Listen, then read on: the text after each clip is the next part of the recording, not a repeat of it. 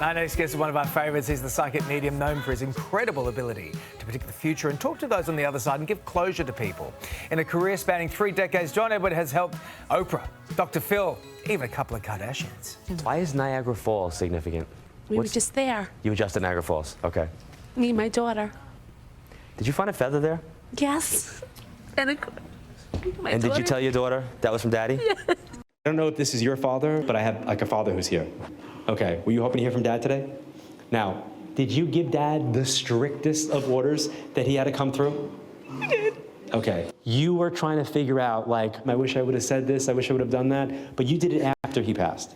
I did. Wow, now John Edward has arrived down under and he joins us in studio. Hey, buddy. Good morning. Great to have you back in Australia. I am so happy to be here. Nice to see you guys again. You know, you look back on those moments and you think about crossing over the show in the sort of early 2000s, and that took you global, It did. right? Especially It did. here in Australia. You were so loved and appreciated by many. How do you think that show changed the way the world views your profession? I think it widened the road and paved it for a lot of unlicensed drivers. I think that's what it actually did. And I say this often, like, I wish I could time travel back and be like, you, come here.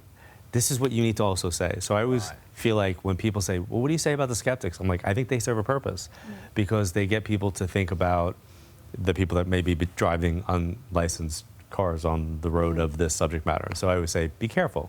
So for people, you know, who come to your shows and stuff like that, you know, we see their reactions, but often we've spoken to you a few times, but I've never asked you what it's like for you. What are you feeling in that moment? Is this are you hearing? Are you seeing? Is it an emotion? Is it a feeling? Or is it all of those things? It's all of it. It's like a 3-part process.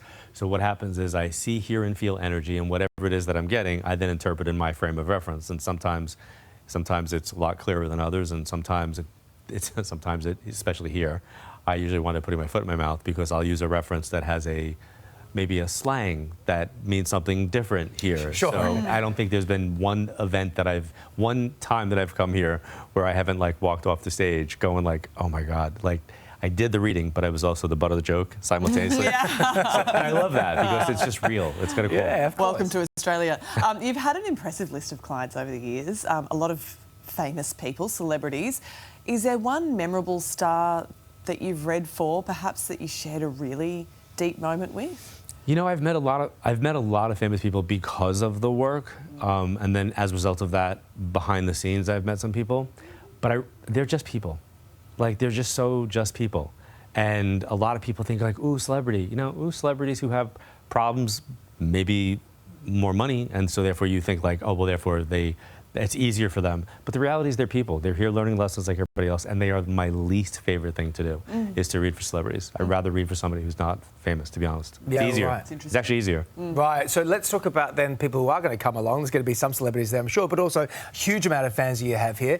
You're back, you're offline, you're going to be live in real life. So what's it going to be like for people? What can we see from your shows? So at every event, here's like kind of the framework that I follow, and then I have to like surrender to what happens. I like to educate people about the process a little bit, talk about where we are from an energy standpoint.